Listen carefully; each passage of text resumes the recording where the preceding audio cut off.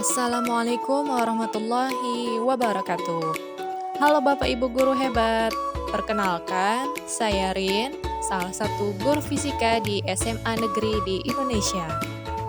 Di kesempatan kali ini, saya akan memberikan hasil refleksi diri saya dan mencoba menarik kesimpulan setelah kita belajar modul 1.1 ini.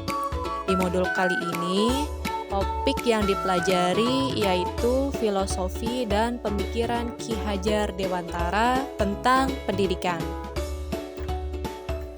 Saya percaya bahwa setiap murid memiliki latar belakang yang berbeda. Begitupun kondisinya yang pastinya akan berbeda-beda juga.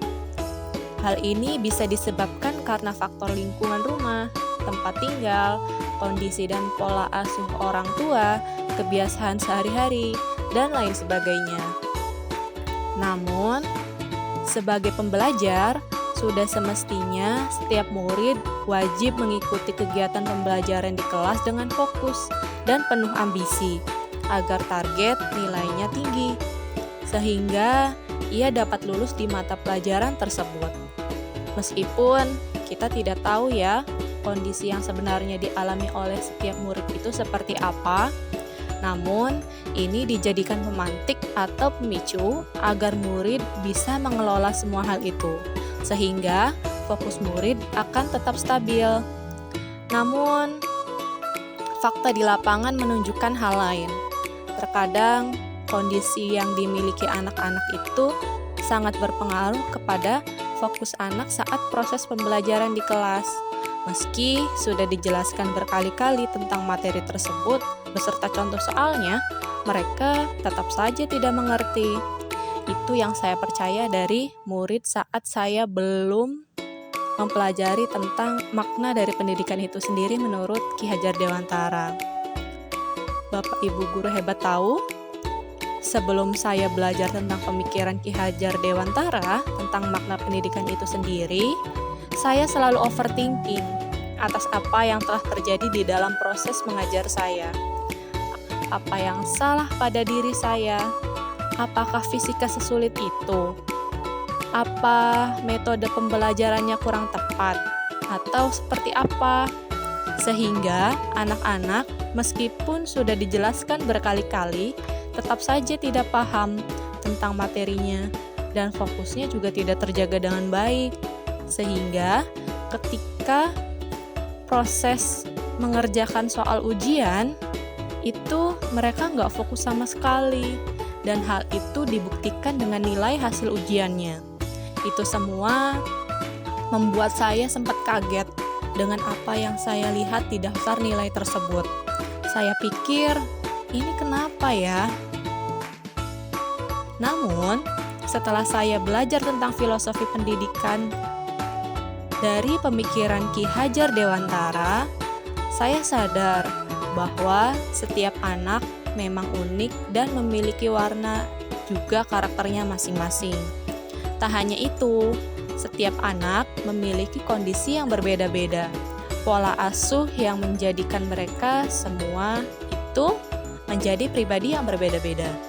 Gaya hidup anak-anak dalam memilih makanan dan minuman sehari-hari itu juga bisa loh berpengaruh pada kondisi anak saat belajar. Belum lagi waktu main dan waktu belajar mereka yang pastinya berbeda-beda. Mengapa demikian? Karena ada saja anak-anak yang suka belajar dan ada aja anak-anak yang lebih suka bermain dan mengasah kemampuan kinetisnya. Jadi di sini tuh memang saya sangat menyadari gitu bahwa setiap anak tuh punya warnanya tersendiri.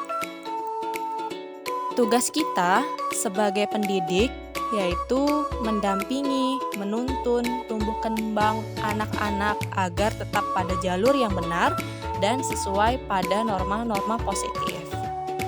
Anak-anak boleh berbeda minat dan bakatnya, boleh berbeda kesenangan, boleh berbeda latar belakang, dan juga boleh berbeda tentang apa yang dia sukai dan apa yang dia tidak sukai. Namun, mereka harus meyakini dan menerapkan segala norma positif di hidup mereka agar mereka memiliki budi pekerti yang luhur. Kita juga sebagai pendidik itu menebalkan apa yang sudah dikaruniai Tuhan pada anak tersebut, sehingga ia bisa survive di kehidupan mendatang, seperti esensi dari pendidikan itu sendiri, di mana pendidikan itu akan mengantarkan kebahagiaan dan keselamatan. Seperti itu. Ternyata banyak sekali yang saya perlu pelajari, banyak buku yang perlu saya baca. Saya tidak mau berdiam diri dan pasrah dengan keadaan. Juga saya nggak mau zolim pada profesi saya sendiri sebagai pendidik. Saya harus belajar lebih daripada ini tentang pendidikan. Sebab itu, saya berjanji akan banyak belajar, banyak membaca untuk menguatkan literasi saya, dan juga eksplor banyak metode dan media pembelajaran yang variatif, kreatif, dan membuat anak bahagia dalam belajarnya. Banyak diskusi dengan teman sejawat pun itu tak kalah penting. Berdiskusi dengan teman yang serumpun mapel, baik di satu sekolah atau satu komunitas. Saya rasa perlu lingkungan positif yang lebih luas lagi untuk berdiskusi tentang ini.